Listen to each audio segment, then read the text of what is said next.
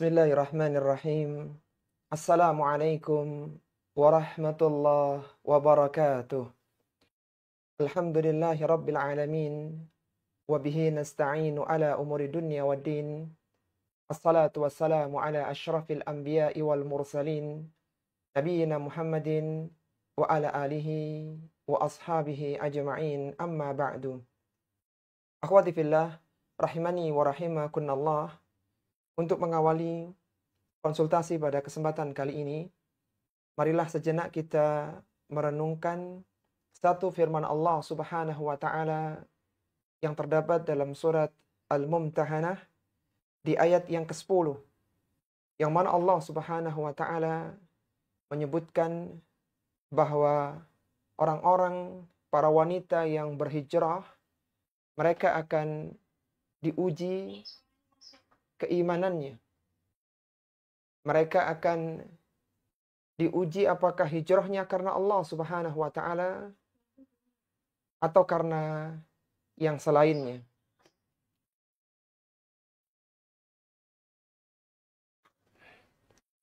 Allah Subhanahu wa taala berfirman, A'udzu billahi minasyaitonir rajim.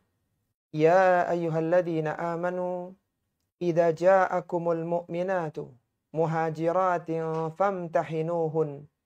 Allahu a'lamu biimanihin. Fa in 'alimtumuhunna mu'minatin fala tarji'uhunna ilal kuffar. La hunna hillul lahum wa lahum yahilluna lahun. Kata Allah Subhanahu wa taala, wahai orang-orang yang beriman, apabila datang kepada kalian para wanita-wanita mukminah yang berhijrah kepada kalian, famtahinuhun, maka ujilah mereka. Allahu a'lamu biimanihin. Allah lebih tahu tentang keimanan mereka. Artinya Allah Subhanahu wa taala tahu di antara mereka siapa yang beriman kepada Allah Subhanahu wa taala dan siapa yang mereka hijrahnya karena menginginkan yang selainnya. Fa in alimtumuhunna mu'minatin. Apabila kalian tahu bahwa mereka adalah wanita-wanita yang beriman, fala tarji'uhunna ilal kuffar. Maka janganlah mereka dikembalikan kepada orang-orang kufar. Lahunna hillul lahum. Mereka tidak halal bagi wanita mukminah, tidak halal bagi mereka.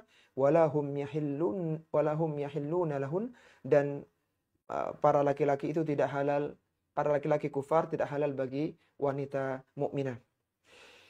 Ayat ini, akhwati fillah rahimani wa rahimakunallah, adalah salah satu dari ayat Madaniyah. Itu ayat yang diturunkan sesudah hijrahnya Nabi SAW ke Madinah. Tepatnya Allah Subhanahu wa taala menurunkan di bulan Dzulqa'dah di tahun 6 Hijriyah. Ketika terjadi perjanjian Hudaybiyah antara orang-orang kufar dan kaum muslimin, maka mereka menyepakati 4 hal. Salah satunya adalah kalau ada orang-orang Madinah yang hijrah ke Mekah, maka tidak boleh dikembalikan ke Madinah. Dan kalau ada orang Mekah yang pindah ke Madinah atau hijrah ke Madinah, maka dikembalikan ke Mekah. Dan dalam perjanjian itu tidak disebutkan kata wanita. Maka saat itu Ummu Kulthum binti Uqbah bin Abi Mu'id, seorang wanita yang waktu itu dia masih gadis, belum menikah. Dia hijrah berangkat dari Makkah menuju ke Madinah dengan berjalan kaki. Dia menyusul rombongan para sahabat yang berhijrah dari Makkah ke Madinah. Dan berangkatlah Ummu Kulthum binti Uqbah bin Abi Mu'id ini dari Makkah ke Madinah dengan berjalan kaki. Kita bisa bayangkan kalau seorang menggunakan bus ya, dari Makkah ke Madinah butuh 5 jam. Kalau menggunakan kereta cepat yang 500 km per jam butuh 2 jam. Ini ada seorang wanita berjalan kaki dia dari Mekah menuju ke Madinah hanya karena ingin berhijrah menemui Nabi Shallallahu Alaihi Wasallam yang ada di Madinah. Maka Allah Subhanahu Wa Taala menyebutkan, wahai orang-orang yang beriman, kalau ada wanita-wanita yang berhijrah kepada kalian, famtahinuhun, maka imtihan, ujilah mereka. Dikatakan oleh para ulama-ulama tafsir, yang dimaksud dengan memberikan ujian kepada mereka, yaitu mereka ditanya, apakah motif yang mendorong mereka hijrah dari Makkah ke Madinah? Apakah mereka ini hijrah karena kebencian dengan suami mereka yang ada di Makkah yang masih kufar? Apakah itu motif hijrahnya? Apakah mereka ini hijrah karena ada laki-laki Madinah yang dicintainya? Ataukah dia hijrahnya benar-benar karena Allah Subhanahu wa Ta'ala dan Rasulnya? Maka itu adalah ujian. Karena betapa banyak seorang yang hijrah tetapi motifnya bukan karena Allah Subhanahu wa Ta'ala, tapi karena dunia. Wallahu a'lamu biimanihim. Dan Allah lebih tahu tentang keimanan mereka.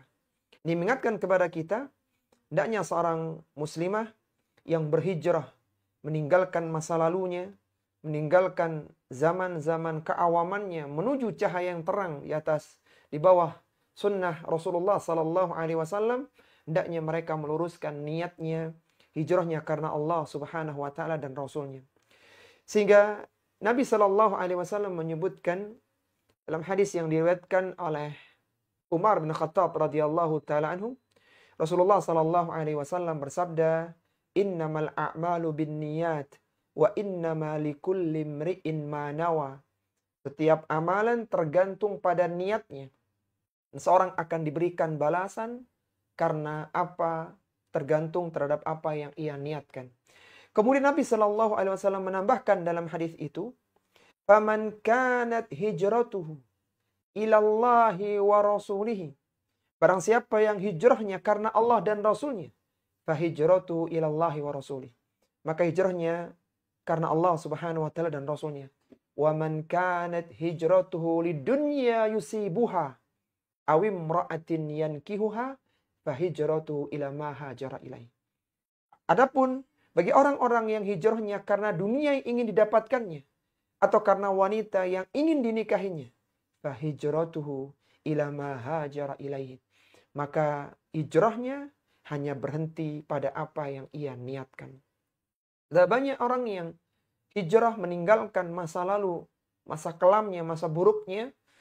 Dia mengenal hidayah sunnah, akan tapi dia berhenti di tengah jalan. Karena ternyata selama ini dia tidak murni karena Allah Subhanahu wa Ta'ala. Tapi dia ingin mendapatkan dunia, ingin meninggalkan teman-teman buruknya, dan ia ingin mendapatkan manfaat dari orang-orang yang baik keimanannya. Maka semuanya akan berujung dengan apa yang dia niatkan. Maka hendaknya seorang mukminah, mereka meluruskan niatnya, hijrahnya karena Allah Subhanahu wa Ta'ala. Dan ingat bahwa wanita yang berhijrah, kehidupan setelah dia hijrah akan diuji oleh Allah Subhanahu wa Ta'ala. Ada sebagian yang diuji dengan keluarganya, dengan orang tuanya, dengan suaminya, dengan anaknya, dengan tetangganya, dan berbagai ujian-ujian yang lainnya.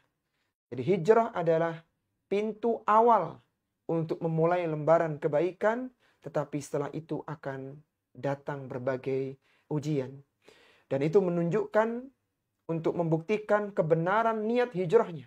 Barang siapa yang hijrahnya karena Allah Subhanahu wa Ta'ala, maka dia tidak akan luntur dengan ujian-ujian yang ada. Kemudian Allah Subhanahu wa Ta'ala menyebutkan di ayat yang mulia ini, "Fa in alimtumuhunna mu'minat." Apabila kalian tahu bahwa ia adalah seorang mukminah yang benar-benar hijrah karena Allah Subhanahu wa Ta'ala, fala tarji'uhunna ilal kuffar. Maka janganlah dia dikembalikan kepada orang-orang kafir. Lahunna hillul lahum walahum yahilluna lahun. Mereka tidak halal bagi suami mereka yang masih kafir, demikian pula suami mereka tidak halal lagi bagi mereka. Disebutkan oleh para ulama bahwa ayat ini memiliki kisah Itu tadi kisahnya Ummu Kulthum binti Uqbah bin Abi Mu'aid. Disebutkan bahwa Rasulullah sallallahu alaihi wasallam menjelaskan, kanat, para sahabat-sahabat Rasulullah sallallahu alaihi wasallam menjelaskan, kanat Ummu Kulthum binti Uqbah bin Abi Mu'aid mimman kharaja ila Rasulillah sallallahu alaihi wasallam yauma idin. Ummu Kulthum bin Uqbah bin Abi Mu'aid adalah salah satu dari wanita yang hijrah ketika pasca terjadi perjanjian Hudaybiyah.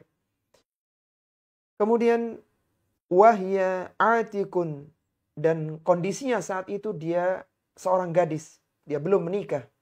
Faja'a ahluna yas'aluna an-nabiyya sallallahu alaihi wasallam an yarji'aha ilaihim. Maka keluarganya datang, jadi dia berangkat dari Mekah ke Madinah jalan kaki. Setelah sampai ke Madinah, keluarganya menyusul. Keluarganya ingin minta bahwa putrinya dikembalikan lagi ke Mekah. Sebagaimana yang tertulis dalam perjanjian Hudaybiyah menurut mereka. Falam yarji'ha ilaihim, dan Rasulullah tidak mengembalikan kepada mereka. Lima anzalallahu fihinna, oleh karena itu turunlah firman Allah Subhanahu wa taala, idza ja'akumul mu'minati muhajiratin famtahinuhun Allahu a'lamu biimanihin ila qawlihi wala hum yahilluna lahun. Sampai firman Allah, mereka itu tidak halal bagi para mukminah tersebut. Maka para ulama-ulama fuqaha mereka menyebutkan, seandainya ada suami istri yang sebelumnya non-muslim, kemudian mereka masuk Islam, maka kondisinya dirinci dalam 4 keadaan. Jadi ada suami istri yang non-muslim, kemudian mereka masuk ke dalam agama Islam yang mulia, maka kondisinya dirinci dalam 4 keadaan. Yang pertama, jika suami istri tersebut masuk Islam secara bersamaan, maka keduanya tetap dalam pernikahannya. Artinya pernikahannya tidak perlu diulang. Bagaimana para sahabat yang sudah menikah saat itu, mereka masuk ke dalam agama Islam. Dan tidak ada satu riwayat pun Rasulullah Sallallahu Alaihi Wasallam memerintahkan kepada mereka untuk mengulang akad nikah mereka. Tidak ada. Jadi kalau ada suami istri yang non-muslim, dia masuk ke dalam agama Islam, hijrah ke dalam agama Islam, dua-duanya bersamaan, maka mereka pernikahannya tetap sah. Tidak perlu diulang. Jika suaminya masuk Islam, sementara istrinya ahlul kitab, istrinya Yahudi atau Nasrani, suaminya masuk Islam, dan telah terjadi jima, bahkan mereka mungkin sudah punya anak, maka pernikahannya sah. Suaminya masuk Islam, istrinya ahlul kitab. Istrinya tetap dalam keadaan ahlul kitabnya. Dan telah terjadi jima, maka pernikahannya juga sah, ya, tidak perlu diulang. Kemudian kondisi yang ketiga, jika suami dari wanita ahlul kitab masuk Islam sebelum terjadinya jima. Jadi ada seorang laki-laki dan wanita menikah dengan prosesi di luar Islam. Kemudian suaminya masuk Islam dan mereka belum jima, maka pernikahan mereka batal. Kemudian yang terakhir, jika istrinya masuk Islam, sedangkan suaminya masih kufar, maka pernikahan mereka batal. Karena wanita muslimah tidak halal bagi laki-laki kafir. Namun jika istrinya menunggu suaminya sampai masuk Islam dan jaraknya tidak lama, suaminya butuh 1-2 hari untuk masuk Islam misalnya, maka ia tetap menjadi istrinya tanpa nikah yang baru, tanpa akad dan mahar baru. Istrinya masuk Islam lebih dulu, kemudian susul suaminya, maka mereka dalam pernikahannya tanpa akad dan mahar baru. Inilah secara sederhana penjelasan dari surat Al-Mumtahanah di ayat yang ke-10 ya, tentang wanita-wanita mukminah yang diuji ketika mereka berhijrah kepada Allah Subhanahu wa taala dan Rasul-Nya. Dan ini mengingatkan kepada kita hendaknya seorang mukminah benar-benar meluruskan niatnya karena Allah Subhanahu wa taala dalam hijrahnya, dan mereka sadar bahwa setelah hijrah akan ada ujian untuk membuktikan kebenaran niat hijrahnya kepada Allah Subhanahu wa taala. Ini sebagai tausiah di awal perjumpaan kita pada kesempatan kali ini. Ana kembalikan waktunya ke moderator untuk membuka konsultasi. طيب الآن الوقت في جلسة الأسئلة وأجوبة. من تريد أن تسألنا فلتفضل باستخدام raise hand أولا. تفضلي Yuniarti min Bandung. Ya, ya terima kasih moderator. Assalamualaikum warahmatullahi wabarakatuh, Pak Ustadz. Waalaikumsalam Semoga Pak Ustadz warahmatullahi dan wabarakatuh. keluarga selalu sehat, disehatkan oleh Allah Subhanahu wa Ta'ala dan selalu dalam lindungan Allah Subhanahu wa Ta'ala. Amin ya Rabbal Alamin. Saya izin bertanya Pak Ustadz dengan wanita berhijrah. Nah, saya itu merasakan ya Pak Ustadz ya. Kan kalau misalnya seorang, ya saya merasakan sendiri. Jadi saya tuh dari tahun 97 saya tuh sudah berhijrah ya Pak Ustadz ya. Memakai hijab secara lengkap, secara Islami dan sehari-hari. Saya tuh sebetulnya memakai cadar karena karena sekarang seringnya di rumah, jadi nggak dipakai gitu Pak Ustadz. Ya kadang-kadang kita kan ya hijab secara muslimah itu kan memang harus ya Pak Ustadz ya. Tapi kadang-kadang di majelis taklim itu kan ada yang memakai cadar, ada yang enggak ya Pak Ustadz ya. Itu emang kalau cadar itu kan sunnah ya, boleh pakai boleh tidak. Yang sebaiknya sih kalau misalkan di majelis taklim itu kalau misalkan wanita semua dibuka gitu. Tapi kalau saya sendiri kurang nyaman kalau seperti itu Pak Ustadz, karena di situ ada orang sholat, ada orang ikhwannya gitu. Itu bagaimana Pak Ustadz kalau menemukan seperti itu? Baik, Masya Allah, pertanyaan yang bagus ya tentang bagaimana ketika seorang berhijrah ya, seorang wanita berhijrah, kemudian ia berusaha untuk istiqomah dengan cadarnya ya. Lalu apakah boleh ya sesekali cadarnya dibuka ya? Kalau yang dimaksud adalah dibuka di tengah-tengah laki-laki yang ajnabi ya, yang selain mahram, maka tentunya ini kurang tepat ya. Tapi kalau yang dimaksud adalah dibuka saat di tengah-tengah muslimah ya, untuk keakraban di antara mereka supaya tidak ada jarak ya, tidak ada gap, maka ini utama ya. Karena tidak ada hajat untuk menutup ya. Karena memang tujuan dari cadar sendiri kan untuk menghindari fitnah gitu ya antara laki-laki dengan wanita. Jadi kalau memang di tengah-tengah muslimah, maka sebaiknya dibuka ya, sehingga seorang muslimah bisa tersenyum dengan saudarinya, dia bisa menunjukkan wajah yang berseri-seri, sebagaimana Nabi Shallallahu Alaihi Wasallam menyebutkan dalam hadisnya, la tahkiranna minal ma'rufi syai'an walau antal akhaka biwajhin talqin. Janganlah kalian meremehkan kebaikan sekecil apapun, meskipun dengan memberikan wajah yang berseri-seri kepada saudara kalian. Dan seorang tidak akan bisa menunjukkan wajah yang berseri-seri kecuali ketika dibuka cadarnya di tengah muslimah yang lainnya. Dan hendaknya tidak hanya menjaga pakaian secara syar'i, tapi juga berusaha membersihkan hati agar tidak terbersit keburukan dan penyakit-penyakit hati. Betapa banyak seorang yang pakaiannya yang luar biasa, tetapi belum diiringi dengan hati yang jernih. Kadang masih muncul buruk sangka, ya, kebencian terhadap yang lainnya, maka hendaknya pelan-pelan dikikis sehingga pakaiannya syar'i dan hatinya pun juga murni, ya, hatinya juga bersih. Wallahu taala a'lam.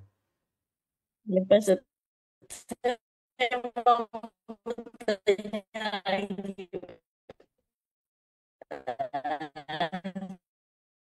Sepertinya suaranya terputus-putus, Bu.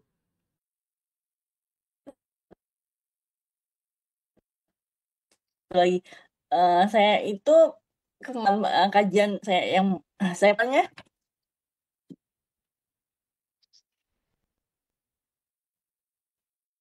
Iya, atau mungkin dipersilakan Pak dulu Ustadz, yang lain. terdengar? Ya, kayaknya sinyalnya kurang mendukung kayaknya. Ya, Hasan, taliha tafadhali Ummu Ammar min Mamlakatul Muttahidah. Jazakumullahu khairan. Ya, alhamdulillah, jazakumullahu khairan Ustadz atas tausiah dan kesempatannya berkonsultasi. ada beberapa pertanyaan yang insya Allah kami sampaikan, Ustadz. Silakan Ummu Amar. Ya, yang pertama adalah Ustadz, mohon pencerahannya tentang fenomena yang akhir-akhir ini dibicarakan tentang nusyuz, kedurhakaan istri terhadap suaminya, misalnya di sini. Kemudian, apakah batasannya dalam syariat Islam tentang selingkuh dan perzinaan? Mohon pencerahan Iya, Ustadz, jazakumullahu khairan.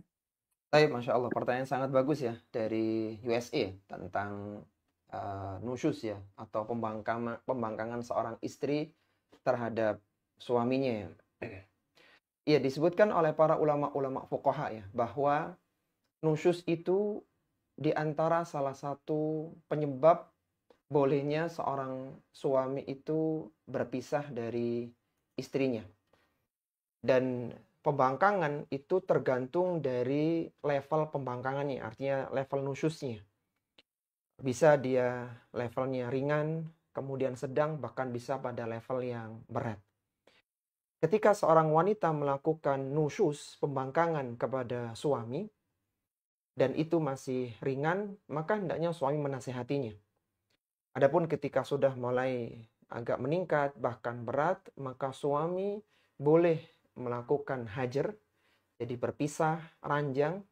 Suaminya tidur di depan, misalnya di ruang tamu, istrinya di kamar. Jadi mereka berpisah, ranjang. Atau suaminya menghadap ke utara, istrinya menghadap ke selatan. Sebagai bentuk teguran atas kesalahan istri dalam nusyuz itu.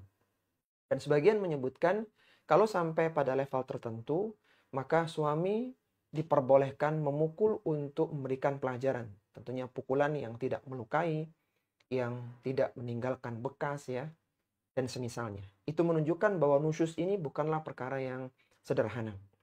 Bahkan Al-Imam Adz-Dzahabi rahimahullahu ta'ala dalam kitabnya Al-Kabair yang memuat tentang 70 dosa besar, maka salah satu di antara 70 dosa besar itu, Al-Imam Nawawi membuat bab tentang nusyuzul mar'ah ala zawjiha. Di antara dosa besar adalah pembangkangan seorang istri kepada suaminya. Jadi pembangkangan dirinci oleh para ulama ya. Di antara contohnya, kalau yang sederhana, yang ringan, adalah ketika seorang wanita itu keluar rumah tanpa seizin suaminya. Syekhul Islam Ibnu Taimiyah rahimahullahu ta'ala menyebutkan bahwa keluarnya seorang wanita tanpa seizin suami ini adalah bentuk pembangkangan. Meskipun nusyuz yang ringan ya. Nusyuz yang mungkin masih levelnya masih tidak berat begitu. Padahal seharusnya seorang wanita itu berada di rumah dan mereka tidak keluar kecuali dengan izin suami.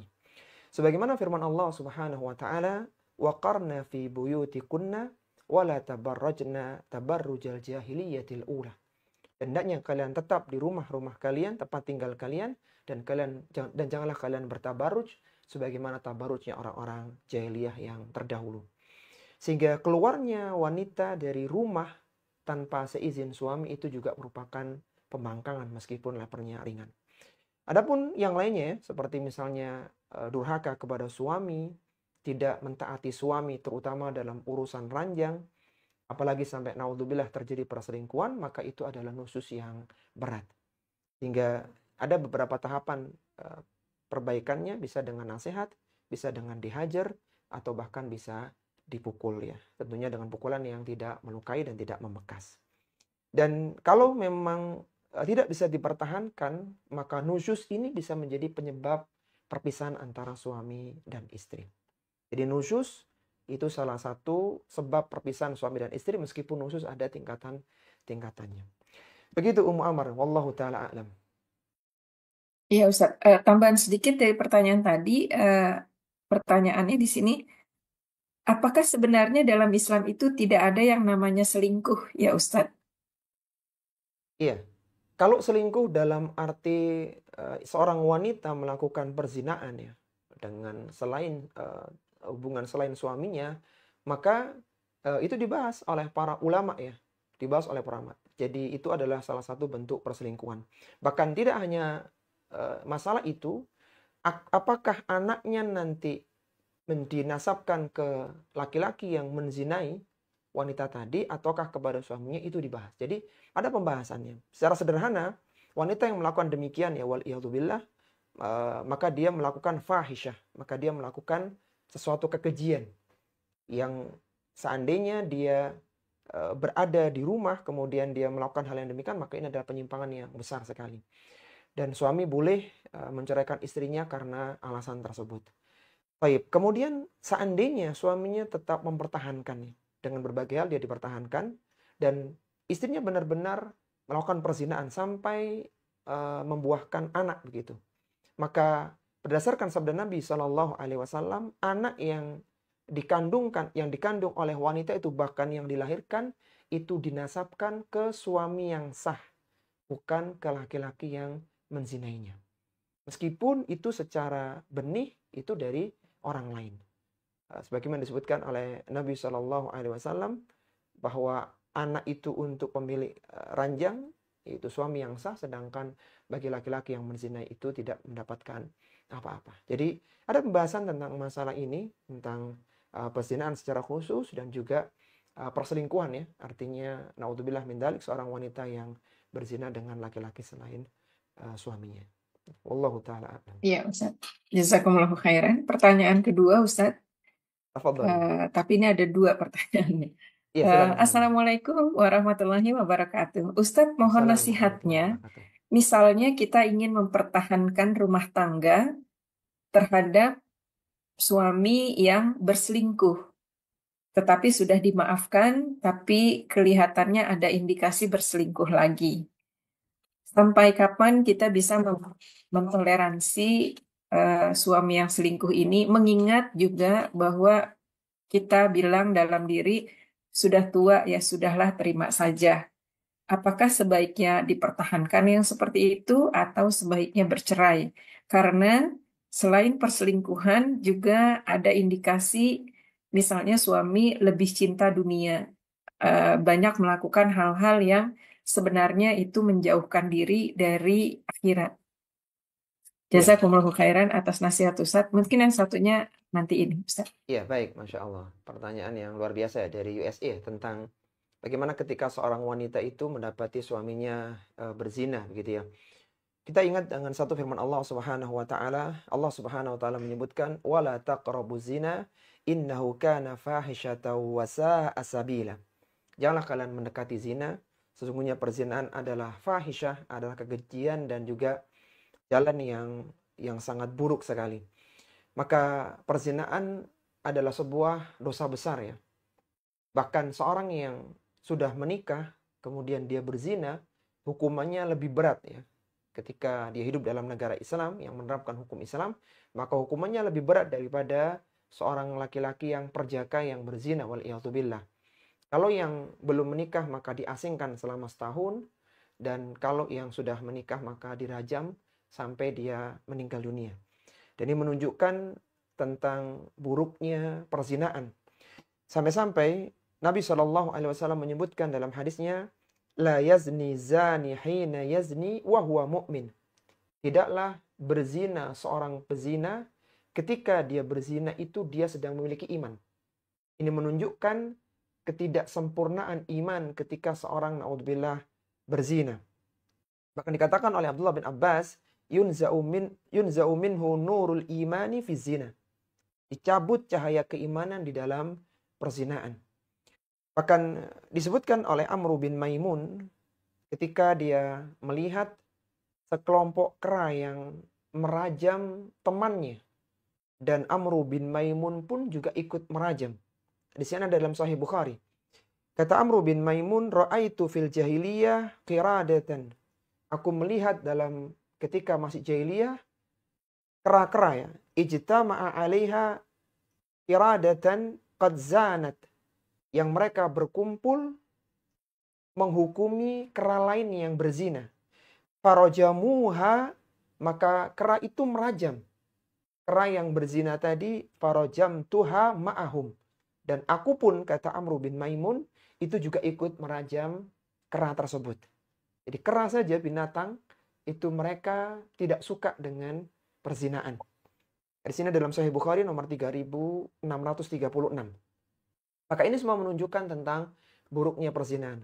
Kembali lagi dalam pertanyaan bahwa apakah seorang istri itu boleh mengajukan perceraian kalau terbukti suaminya itu berzina ya. Pada asalnya seorang ini terancam untuk tidak mencium bau surga. Orang wanita terancam tidak mencium bau surga ketika dia minta perceraian kepada suami ketika alasannya tidak syar'i. Kata Nabi Shallallahu Alaihi Wasallam, "Ayyuma imra'atin sa'alat zaujaha talaqan min ghairi ba'sin." Wanita mana saja yang minta cerai kepada suaminya yang tidak benar, sedikit-sedikit cerai, dia sedikit minta cerai, maka faharamun 'alaiha raihatul jannah.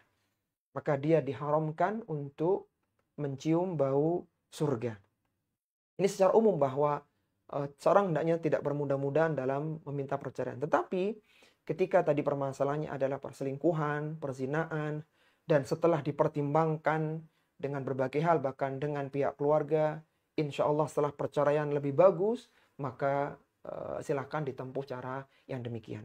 Dan ingat, perceraian adalah pintu emergensi. Kalau memang bisa dipertahankan maka bagus, tapi kalau memang tidak maka pastikan bahwa palang pintu itu adalah palang pintu kebaikan untuk menyelamatkan yang ada, bahkan untuk menyelamatkan semuanya.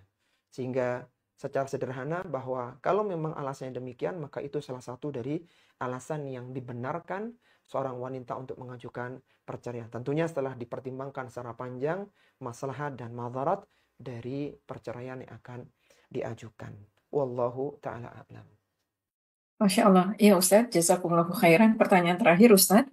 Silakan Ustadz mohon penjelasannya secara umum.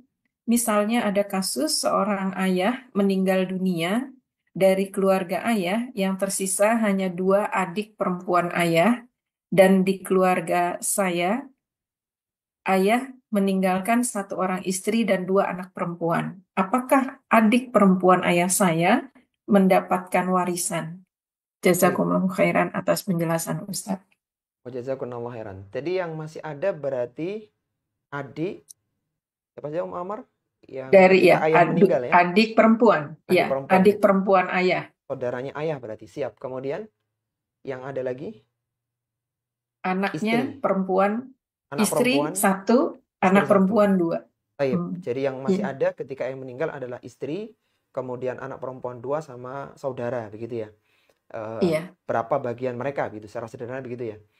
Baik. Iya Ustaz. Secara umum bahwa dalam kasus ini ya, istri mendapatkan 1/8. Jadi total aset yang dimiliki oleh ayah tadi, aset-aset besar ya, misalnya kayak tanah, rumah ya, mobil, rekening yang nilainya besar, maka 1/8-nya itu untuk istri karena ayah punya anak tadi. Kemudian 2/3-nya itu untuk anak-anaknya, untuk anak yang 2 orang tadi, 2/3. Kalau masih ada sisa, kalau enggak berarti sudah habis. Kalau masih ada sisa, maka saudara adiknya ayah dapat sisanya.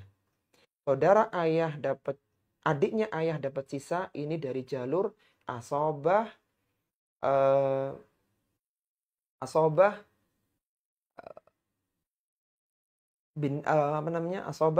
ma'al ghair ya. Asobah ma'al ghair. Naam, sahih. Asobah ma'al ghair. Jadi karena berkumpul antara jalur ke bawah dengan jalur ke samping. Jadi kita ulangi, istri mendapatkan 1/8, anak 2 anak perempuan mendapatkan 2/3. Kalau ada sisa, sisanya untuk adiknya ayah gitu. Kalau ternyata tidak sisa, maka ya selesai untuk istri dan juga saudara atau 2 anak tadi. Kalau misalnya jumlahnya kurang, jadi 1/8-nya dikurangi 2/3 ternyata kurang, maka ibu atau istrinya ayah dengan anak itu diaulkan. Nanti dikurangi jatahnya, diturunkan. Jadi istri menjadi hanya mendapatkan 1/9. Tapi dihitung dengan rumus aul. Secara sederhana, 1/8, 2/3, dan saudari ayah atau adiknya ayah mendapatkan asobah ma'al ghair. Yaitu mendapatkan asobah karena keberadaan jalur ke bawah, jalur anak tadi. Wallahu ta'ala a'lam. Iya. Ustadz sedikit lagi. Silakan. Karena misalnya Ustadz ini dalam keluarga, misalnya si istri atau keluarga yang meninggal ini tidak mengetahui bahwa saudara kandung ayah itu dapat warisan, kita Saudara ingin kandung wanita tadi kan, menyampaikannya. Amar? Iya, Saudara saudara kandung wanita kandung ya. ayah. Iya, wanita. Baik, siap. Nah, cuma ini kalau diberitahu kepada keluarga yang meninggal, misalnya, sepertinya akan ada perpecahan keluarga gitu, Ustadz. Karena mereka sepertinya tidak mau menerima ini. Nah, yang ditanyakan, karena ini adalah syariat Islam, apakah kita tetap menyampaikan kepada istri si mayit yang ditinggalkan atau anaknya, atau sebaiknya didiamin saja sampai mereka mengetahuinya sendiri? Baik. Bagaimana menurut Ustadz? Jazakumullahu khairan. Jazakumullah khairan, Masya Allah. Pertanyaan sangat bagus ya. Tentang bagaimana ketika seorang menyampaikan tentang masalah warisan dan khawatir berpotensi muncul fitnah di keluarga ya. Iya, Akhwati fillah rahimani wa rahimakumullah. Kita tahu bahwa masalah harta ini kan masalah yang sensitif ya, masalah yang riskan. Maka dalam Al-Quran ketika Allah menurunkan syariat tentang warisan, Allah langsung mengaturnya dalam Al-Quran. Berbeda dengan sholat, berbeda dengan zakat, puasa yang secara umum disebutkan dalam Al-Quran, tapi teknisnya diatur dalam hadis-hadis Nabi SAW. Tapi untuk warisan, Allah yang mengatur bagiannya. Dalam Al-Quran disebutkan, bahkan ada ayatul kalalah. Ayat yang menyebutkan ketika ahli waris tidak punya jalur ke bawah dan tidak punya jalur ke atas. Tidak punya anak dan tidak punya bapak. Artinya mereka sudah meninggal dunia sebelum jenazah itu meninggal dunia. Sampai seperti itu. Maka ini menunjukkan tentang syariat warisan yang luar biasa. Namun meskipun demikian, ketika seorang akan menyampaikannya, maka dia harus mempertimbangkan banyak hal.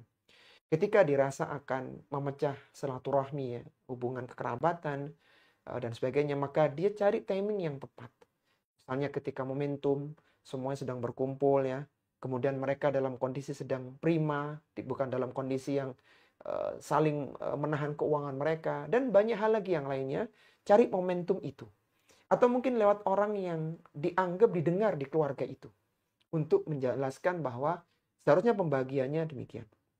Dan yang perlu diingat, akhwati fillah rahimani wa rahimakumullah, ketika harta warisan itu belum dibagi, maka hendaknya dibagi secara syar'i. Ketika belum dibagi. Namun ketika sudah dibagi, maka tidak perlu dibagi lagi. Meskipun dahulu pembagiannya tidak syar'i. Kembali dalam kasus tadi, seandainya dulu sempat dibagi dan saudara tidak dapat, ya berarti sudah.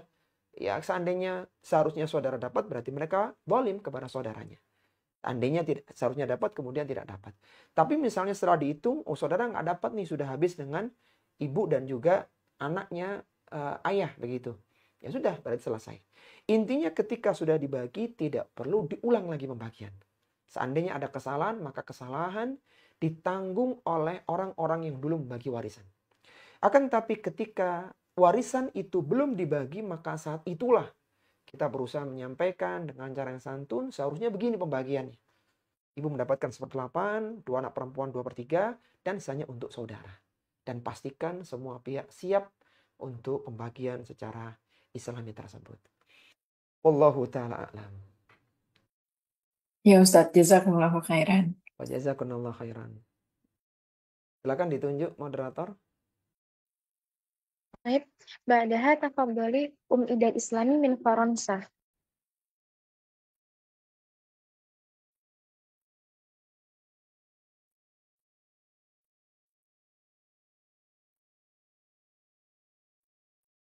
Iya, kalau belum siap mungkin bisa yang lain dulu. Halo. Ya, Assalamualaikum tafadhali. warahmatullahi wabarakatuh. Waalaikumsalam warahmatullahi wabarakatuh. Silakan, Bu. Assalamualaikum warahmatullahi wabarakatuh. Waalaikumsalam warahmatullahi wabarakatuh. Silakan, Bu. Saya ingin bertanya mengenai safar wanita tanpa mahram. Ya, ini dari Di mana, dalam Bu? hadis dinyatakan Antuna? bahwa wanita dari Prancis, Ustadz. Oh, Masya Allah, dari Perancis. Jam berapa, Bu, sekarang di sana? Di sini jam 4:04 sore. Oh, sore ya, menjelang setelah asar berarti ya. 6, tafadhali dari Perancis. Ya. Ya, saya ingin menanyakan bagaimana hukumnya wanita safar tanpa mahram. Di dalam hadis dinyatakan bahwa wanita tidak boleh safar tanpa mahram kalau perjalanan lebih dari sehari semalam. Jadi yang Iya, ingin saya tanyakan, perjalanan yang sehari semalam ini apakah jarak yang ditempuh dari tempat tinggal sampai ke tujuan atau termasuk masa menginap, Ustadz? Misalnya dari Jakarta ke Surabaya itu kan kalau dengan pesawat cuma 2 jam atau iya. 3 jam. Dan seorang wanita pergi ke Surabaya dengan pesawat, kemudian dia nginap semalam atau 2 malam. Apakah itu termasuk boleh atau makruh atau haram, Ustadz? Terima kasih. Baik, Masya Allah. Pertanyaan sangat bagus ya dari Perancis ya tentang bagaimana ketika Terima kasih. seorang wanita ini safar tanpa mahram ya. Disebutkan dalam hadis yang diriwayatkan dari Sahabiyun Jalil, sahabat yang mulia Abu Hurairah radhiyallahu taala anhu, Nabi sallallahu alaihi wasallam bersabda, "La yahillu limra'atin tu'minu billahi wal yaumil akhir an tusafira masirata yaumin wa lailatin laisa ma'aha hurmatun." Kata Nabi sallallahu alaihi wasallam, tidak halal bagi wanita yang mengaku beriman kepada Allah dan hari akhir ketika dia melakukan perjalanan sehari semalam, laisa ma'aha hurmatun, yang tidak ditemani oleh mahramnya. Penyebutan perjalanan sehari semalam ini menunjukkan perjalanan jauh ya, safar yang jauh. Jadi dulu zaman itu safar itu biasanya menggunakan kuda, onta, bahkan keledai, sehingga jarak tempuhnya itu lama begitu. Dan batas-batas wilayah mungkin tidak seperti zaman kita sekarang, yang dengan mudah kita tahu batasan dan semisalnya. Maka Nabi Shallallahu Alaihi Wasallam memberikan satu kaidah, apabila dia perjalannya sehari semalam, maka itu membutuhkan mahram. Sehingga pernyataan sehari semalam itu sebenarnya bukan pada waktunya, tapi pada kategori safar. Apabila dia safar atau luar kota, maka masuk dalam hadis ini. Meskipun safarnya itu cuma 1 jam ya, kalau sekarang mungkin 2 jam ya, tidak sampai sehari semalam. Maka ketika itu termasuk safar yang jauh atau luar kota ya, kalau kita sekarang, maka itu pun termasuk di dalam larangan hadis ini. Sehingga kembali lagi bahwa penyebutan lafaz masirata yaumin wa lailatin itu untuk menyebutkan makna safar jauh. Kalau safarnya atau bepergiannya itu dekat ya, dalam kota, masih berada dalam kota itu, maka itu tidak perlu mahram. Sehingga misalnya seorang istri berbelanja ke pasar, mengantar anak ke sekolah, ya, menjemput anak dalam kota, maka tidak harus ditemani dengan mahramnya. Jadi kembali lagi bahwa sehari semalam itu bukan pada penekanan waktu, karena itu permasalahan alat transportasi yang digunakan. Cuman menunjukkan safar yang jauh yang membutuhkan teman. Dan ketika seorang wanita itu melakukan safar ya dengan tidak ditemani mahram, maka dia masuk dalam larangan hadis yang mulia ini. Wallahu ta'ala alam. Begitu Bu dari Perancis. Jazakallah khairan, Ustadz. Wajazakumullah Terima khairan. kasih. Tafadhali, silakan yang lainnya. Tafadhali ba'daha Ummu Uwais min Pekanbaru. Bismillahirrahmanirrahim. Assalamualaikum warahmatullahi wabarakatuh. Waalaikumsalam warahmatullahi wabarakatuh. Silahkan Bu. Jazakallah khairan Ustaz atas kesempatannya. Semoga Ustaz dan keluarga dan kita semua yang ada di link Zoom ini dapat rahmat hidayah dari Allah Subhanahu wa taala. Allahumma amin wa iyyakunna. Silakan Bu. Izin Ustaz, poin sebelumnya saya saat ini dalam proses hijrah, memutuskan untuk berhenti bekerja sejak 8 bulan yang lalu. Karena ingin Masya fokus Allah. dengan anak-anak di rumah. Nah, masalahnya sekarang, di awal-awal orang tua, mungkin beliau berat ketika melihat saya berhenti bekerja. Nah, di awal mungkin beliau berusaha untuk terima, tapi pada akhir-akhir ini saya merasa setiap kali berkomunikasi, beliau selalu menyatakan, kerja lagi yuk, sampai akhirnya beliau berusaha untuk mencari kira-kira kayaknya bisa deh kerja di sini, kayaknya bisa kerja di situ. Nah, jadi sudah berusaha untuk diberikan pendekatan atau pemahaman, tapi beliau masih berharap saya untuk kembali bekerja kembali seperti dulu. Nah, mungkin saya butuh nasihat dari Ustadz, apa yang harus saya lakukan supaya kadang ketika orang tua berbicara itu ada sedikit bebannya dalam arti kata seperti ini. Beliau ketika saya bekerja itu sangat happy gitu, karena happy dan senang kayaknya ketika saya memutus dalam posisi bekerja. Tapi ketika saya sudah berhenti bekerja, mungkin ada lagi pertimbangan beliau sehingga beliau mengarahkan saya untuk bekerja kembali. Nah, kalau saya dari pribadi sendiri pada saat bekerja memang terasa ada sedikit keterbatasan ketika untuk mendidik anak-anak di rumah gitu, tidak seleluasa pada saat ketika saya sudah berhenti bekerja. Mungkin ada sedikit nasihat yang bisa Ustadz berikan buat saya gitu. Baik. Jazakallah khairan Ustadz. Wajazakumullah khairan. Masya Allah, pertanyaan sangat bagus ya dari Pekanbaru ya.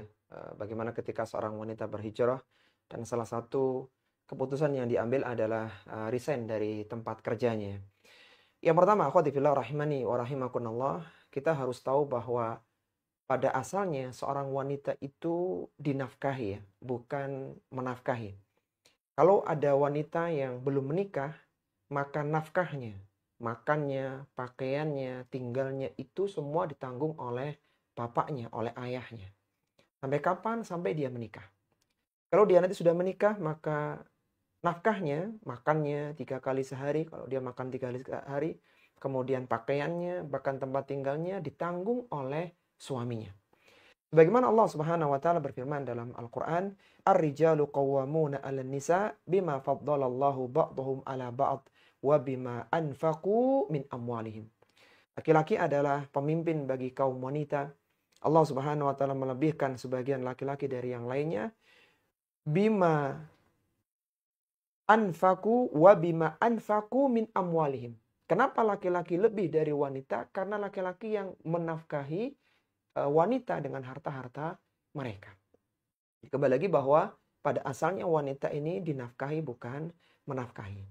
Meskipun demikian, seandainya dari wanita dia ingin bekerja dengan pekerjaan yang tidak bertentangan dengan syariat ya, misalnya dia bekerja di sekolahan putri atau misalnya di rumah sakit yang mayoritas perempuan dan yang semisalnya, artinya hampir-hampir tidak ada penyimpangan dalam syariat dan pekerjaannya itu tidak menjadikan dia melalaikan tugas sebagai seorang istri, kemudian suami mengizinkan, maka ini tidak mengapa. Andainya memang demikian, misalnya ada TPQ ya, butuh pengajar begitu, pengajar dan antuna bisa mengajar di sana, ada mukafaah dari situ, maka ini juga diperbolehkan. Jadi bukan berarti wanita itu sama sekali tidak bekerja. Tentunya ini dengan seizin suami. Ketika suami mengizinkan, maka itu diperbolehkan. Dan silakan dikiaskan dengan pekerjaan-pekerjaan lain. Selama pekerjaannya itu tidak ada penyimpangan dalam syariat, tidak ikhtilat, ya, bukan dalam hal yang diharamkan, kemudian suami mengizinkan, dan tidak melalaikan tugas utama sebagai seorang istri yang berkhidmat kepada suami, maka itu hukumnya boleh. Taib, seandainya nanti antuna dan wanita yang semisal ini mendapatkan penghasilan, mendapatkan mukafaah, mendapatkan gaji, maka uang itu untuk antun. Uang itu adalah milik antun. Artinya ketika misalnya suami kurang menafkahi anak, jadi ada SPP anak yang kurang belum terbayar dengan penghasilan suami, misalnya demikian. Kemudian antun ikut membayar, ikut menyelesaikan, maka ini kebaikan buat antun. Jadi antun ikut berinfak begitu. Tapi pada asalnya ini adalah kewajiban suami. Sampai pun seandainya antuna menyampaikan ini uang ana pinjemkan. Jadi silakan dipakai untuk membayar SPP anak-anak. Maka suami pun berhutang kepada istri. Yang jelas seandainya istri bekerja, maka itu adalah uangnya istri. Bukan uang suami dan istri tidak berkewajiban untuk menafkahi anak-anak. Ya. Tapi seandainya istri berbuat baik, ya membantu sebagian dari uang suami, istri membantu dengan memberikan uang saku anak-anak, membayar SPP, karena dia yang dapat pahala, maka itu boleh. Tapi sebenarnya itu bukan kewajiban dia. Termasuk seandainya istri yang punya penghasilan tadi, dia memberi untuk orang tuanya, maka ini boleh. Dan dia tidak wajib izin ke suaminya. Meskipun seandainya dia izin lebih utama. Jadi dia izin, dia ingin kirim uang ke orang tuanya dengan tabungan yang selama ini dia kumpulkan, maka itu boleh. Ya, jadi karena itu adalah uangnya. Bahkan sampai seandainya istri ini jadi kaya raya ya. Seandainya istri jadi kaya raya, dia kena nisab hartanya, dia mengeluarkan zakat dan suaminya tidak mampu, maka istri boleh memberikan zakat mal untuk suaminya. Kalau suaminya mustahik ya. Artinya seorang yang berat menerima zakat karena dia penghasilan sedikit, maka istri boleh zakat mal untuk suaminya. Jadi kita menjelaskan semacam ini supaya tahu batasan mana kewajiban suami, mana hak istri. Jadi silakan direnungkan dan diskusikan dengan suami, cari solusi yang terbaik, apakah bertahan di rumah, membesarkan anak-anak, atau bekerja sebagaimana arahan orang tua dengan tidak melanggar syariat agama. Wallahu ta'ala a'lam.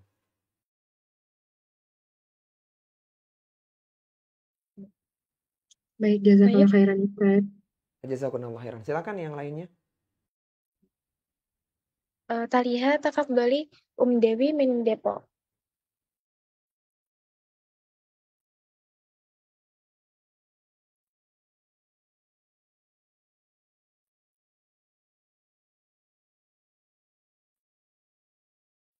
Mungkin kalau belum siap bisa yang lainnya. Nah, Bismillah. tafadhali silakan Bu dari Depok. Ya, Assalamualaikum warahmatullahi wabarakatuh, Ustaz. Waalaikumsalam warahmatullahi wabarakatuh. Silakan Bu. Izin bertanya, Ustaz. Silakan. Anak kan sedang belajar ya, maksudnya berproses gitu ya, Ustaz, untuk memperdalam agama gitu ya. Dan alhamdulillah ya sudah mengikuti beberapa halaqah gitu. Nah, Ana mau tanya, Ustadz, kan mesti ada beberapa pendapat gitu ya mengenai punuk unta itu loh, Ustadz. Itu kan kalau Ana dulu kan suka pakai yang aksesoris yang besar-besar, tapi alhamdulillah sekarang sudah Ana buang semua. Cuman kan rambut Ana ini kan panjang. Jadi Ana tuh suka masih dikuncir gitu, dilipat-lipat kan tapi masih ada jendolan di belakang gitu ya. Nah, itu sebenarnya yang dimaksud punuk unta itu ataukah yang jendolan yang di atas kepala seperti orang zaman jahiliyah, para perempuan zaman dulu tuh, atau setiap ada yang jendolan mau di belakang atau di bawah rambut kepala bagian bawah, Ustadz? Maksudnya mohon penjelasannya karena ada anak tuh pengen jelas gitu karena ada beberapa pendapat gitu, Ustadz. Baik, Masya Jazakallah, Allah. Ustadz. Jazakumullah Assalamualaikum. khairan. Masya Allah, pertanyaan sangat bagus ya. Tentang apa yang dimaksud dengan punuk onta ya di dalam hadis begitu ya. Baik, disebutkan oleh Nabi SAW dalam hadisnya, sinfani min ahlin nar ya. Ada dua golongan yang termasuk penghuni neraka. Satu dari dua itu adalah seorang yang di tangannya ada cemeti, kemudian dia memukul manusia dengan cemeti itu. Kemudian yang kedua adalah wanita yang berpakaian tapi telanjang, yang mereka menggoda manusia ya, dan mereka menggunakan pakaian seperti punuk onta begitu ya. Apa yang dimaksud dengan punuk onta dalam riwayat yang mulia tersebut? Secara umum, akhwati fillah rahimani wa rahimakumullah, bahwa pakaian wanita itu adalah pakaian yang tidak mensifati apa yang ada di balik pakaian itu. Jadi pakaian wanita itu adalah pakaian yang tebal, pakaian yang tidak membentuk lekuk tubuh, sehingga tidak menjadi fitnah bagi laki-laki. Sehingga apapun yang menampakkan bagian tubuh ya, termasuk dalam konteks ini adalah rambut yang diikat sehingga kelihatan lebih tinggi ya dari kepala seorang, maka hendaknya ini dihindari. Bagaimana caranya? Mungkin bisa tidak diikat ya di belakang sehingga dia terurai, sehingga ketika jilbab itu ya tidak tampak begitu. Karena bisa jadi itu menjadi salah satu fitnah bagi laki-laki. Karena ketika seorang keluar, maka setan akan menghiasi seorang wanita dan berpeluang untuk laki-laki terfitnah dengan wanita tersebut. Maka ketika seorang muslimah menggunakan pakaian, diusahakan ya jilbabnya itu tidak ada yang menonjol gitu ya, tidak ada yang tampak dari kepalanya. Ya, jadi silakan disiasati meskipun rambutnya panjang ya. Jadi tinggal bagaimana disiasati agar tidak sampai kelihatan bahwa dia sedang mengikat rambutnya dan kelihatan hanya kepala seperti itu. Wallahu taala a'lam. Begitu Bu dari Depok.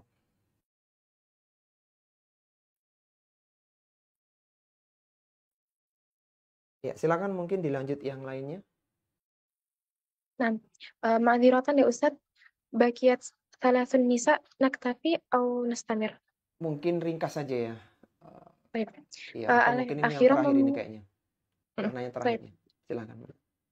Al-akhirah Subaidah min aina tafadhali. Silakan Bu Subaidah. Ya, Assalamualaikum warahmatullahi wabarakatuh, Ustaz. Waalaikumsalam warahmatullahi Ana min wabarakatuh. Saya dari Lampung.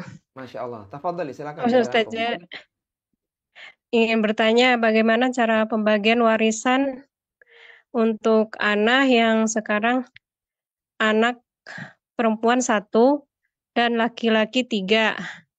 Iya. Terus ayah mertua dan saudara suami masih ada 3 lagi, 1 laki-laki dan 2 perempuan. Itu cara pembagiannya bagaimana ya Ustadz? Baik. Mohon penjelasannya. Iya Bu. Yang meninggal siapa Bu? Mohon maaf ya. Suami Ustadz. Oh suami. Baik. Tadi suami meninggal. Yang ada adalah istri, anak laki-laki 1, anak perempuan. Anak perempuan 1 dan anak laki-laki 3. Laki-laki 3. Laki-lakinya 3. Kemudian orang tuanya suami ya. Iya, masih 1 lagi yang laki-laki. Bapaknya suami berarti ibunya sudah nggak ada. Baik, pembagiannya bagaimana? Taib, Masya Allah, pertanyaan yang bagus ya dari Lampung.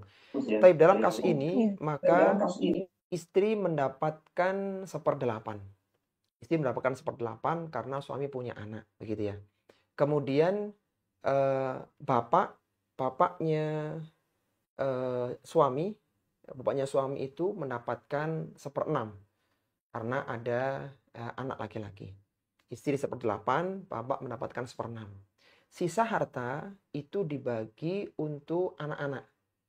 3 anak laki-laki dan 1 anak perempuan tadi.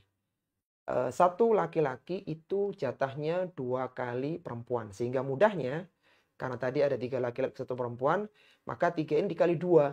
Berarti kan 6. Kemudian perempuan 1, jadi 7. Sisa harta setelah dikeluarkan 1/8 dan 1/6 dibagi menjadi 7 bagian. 7 bagian. Misalnya sisanya tinggal 7 juta, misal saja ya. Setelah dikurangi 1/8, dikurangi 1/6, masih 7 juta misalnya. Maka anak laki-laki masing-masing 2 juta, 2 juta, 2 juta, dan anak perempuan 1 juta. Jadi sederhananya, ibu mendapatkan jalur dari ashabul furud 1/8, bapak mendapatkan ashabul furud 1/6, dan anak laki-laki, anak perempuan mendapatkan dari jalur asabah bil ghairi. Jadi mereka menjadi asobah karena yang lainnya. Begitu Bu dari Lampung. Ya, baik, sepertinya cukup ya. Akhwati fillah, rahimani wa rahimakumullah, konsultasi dalam kesempatan kali ini. Dan besok pagi kita tidak membuka forum diskusi di grup KFM ya. Silahkan ditunggu di bulan Mei. Insya Allah di akhir bulan April ini kita akan mengadakan daurah iftitahiyah. Ya, silakan Antona persiapkan. Ada daurah pembukaan untuk kelas yang baru. Semoga kita dimudahkan untuk hadir, mendapatkan faedah keilmuan dan mengamalkan ilmu dalam kehidupan kita. Baik, Anda kembalikan waktu ke moderator untuk mengakhiri konsultasi di kesempatan malam hari ini. Hasanan, lianna qad intahal waqt, mungkin naktafi liqa'ana fi hadzal qadar. Syukran wa jazakumullah khairan, barakallahu fikum ya ustadzuna, wa syukran ala husni istima'ikum wa ihtimamikum. Jazakumullah khairan wa barakallahu fikum, yassarallahu umurana. Nahtatim bi du'a'i kafaratul majlis. Subhanakallahumma wa